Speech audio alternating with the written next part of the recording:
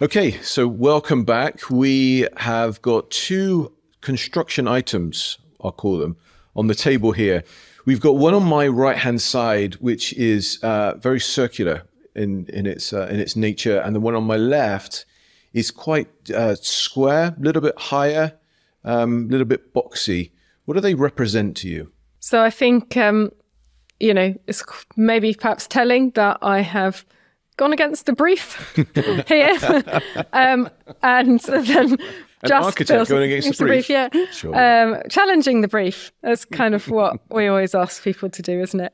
So on the left here is a sort of representation of the current kind of mindset of growth being quite linear, being always more in terms of physical dimension and, expansion and more GDP, and that being possibly also quite an isolating trajectory because it doesn't bring everything with it.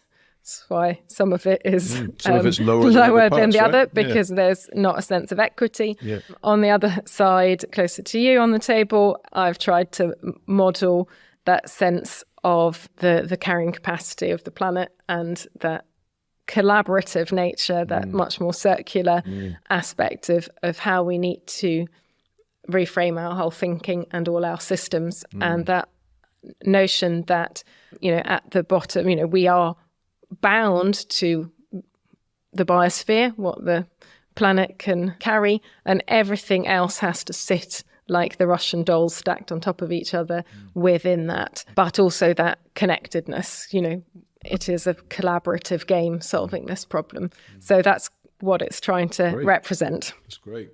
Well, now that you've clarified that, and I know which one you're going to destroy, because one of them we won and the other one we don't, right? Correct. Okay, let's destroy the myth.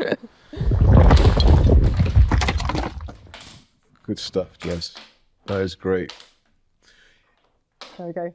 Equity for all. That's great. It was very measured, the way that you took that down. Very measured, very graceful. Thank you. Well, it's been great having you on the podcast today. I really appreciate your time. Thanks for coming on. Well, thank you very much for inviting me. I just wonder, before we go, is there anything that's on your mind? Anything that you just, as a parting gift to us, just want to talk about? I think just a subject I think we've touched on before in conversations, but not necessarily today, was the mental health aspect of this topic, climate change. And I think it's really important that we recognise that.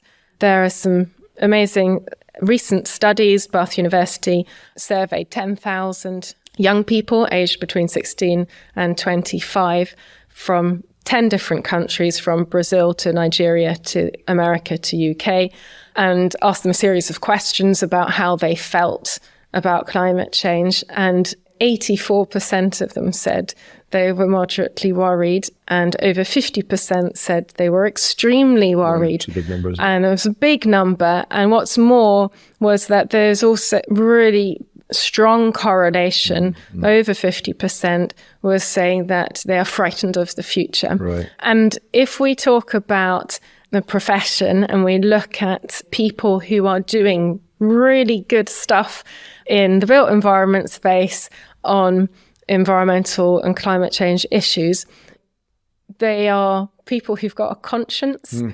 And burnout is a massive thing, and also disillusionment. So it's not just a thing that is our young people. They are going to be the future of the profession.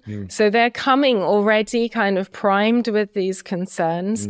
And we already see that people have burnout who are working, donating their time. We talked about Letty earlier. And it is really tangible that people who are of a kind of constructive nature and want to do better, they will always give. And I think that recognizing that more in the profession, that we need to find ways of recognizing that climate change is a concern, particularly, maybe particularly for recent graduates and people coming up. And also we talked about that sense of agency, that one of the aspects of the survey found that young people had this growing disillusionment in government and that feeling of not being able to have agency and their actions didn't matter. And I think as we kind of work in practice and work with people and find ways of recognizing that this is a thing, but also try and, really hold on to positive news stories and find that community. Because yes, we need to recognize the negative, negative emotion, but we also need to take affirmative action and reframe. If you don't feel agency at the global scale, can you feel like you have agency within your community, within your practice, within the work that you do? I think there are real positive aspects. There are more practices going to trialing a 4-day work week, because post-pandemic, we talked about this well-being. People are recognizing, and that kind of goes back to this model, that actually, we are very, very lucky here that we have the ability to worry about these bigger problems. We're not worrying about the next meal for the most part. So, what are the things that, are going to make a difference to us? So working less, what does that free us up to do? To experience more, to volunteer, to enrich our lives, enrich our community, and find that connection.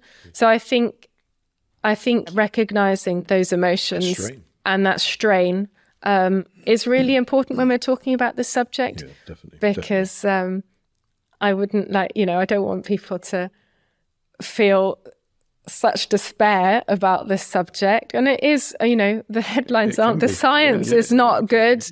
But the great thing is, though, is people like yourself and the other great people that are in the industry that really do care and really putting a lot of time and effort into this area.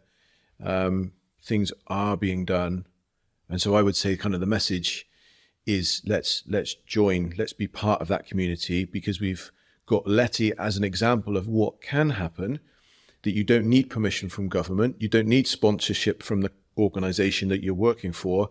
What you really need is other people that care. And you're one of them. I'm one of them. Other people on this podcast are them as well. So I think that's a great message, Jess. Thank you. Thanks for coming on. Thanks again. No problem. Thanks for having me.